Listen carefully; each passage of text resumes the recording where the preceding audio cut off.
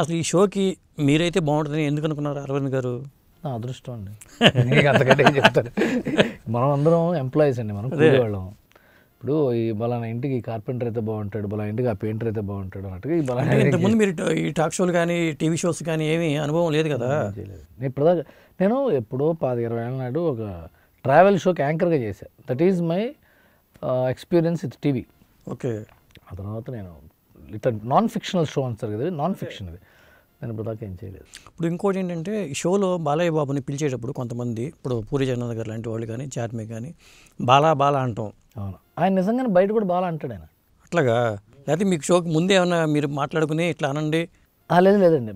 మీరు పైసా వసూలు సినిమా చూస్తే సినిమా స్టార్ట్ బాలా యాక్షన్ అని పూరి జగన్నాథ్ గారు ఫస్ట్ షాట్ ఉంటుంది. బోయపాటి గారు అంటారు చూసారు బాబు యాక్షన్ అని, అలాగే బాలా యాక్షన్ అని పూరి జగన్నాథ్ గారి షాట్ వచ్చింది. అందువల్ల నేను తర్వాత బాలకృష్ణ గారిని అడిగితే ఆయన నన్ను బాలా అని పిలుస్తాడు అన్నాడు. నేను జగన్ గారిని సార్ మరి బాలా ఓకే నేను అట్లాగే పిలుస్తాను అంటాడు. చార్మి గారు కూడా మరి అట్లాగే అన్నారు. ఇప్పుడు వారు ఆయన ఆవిడగా అట్లాగే ఉన్నట్టుంది. ఓకే, అంటే పైసా వసూలు టైంలో నా పరిచయం కొద్దిగా ఉండొచ్చు బహుశా.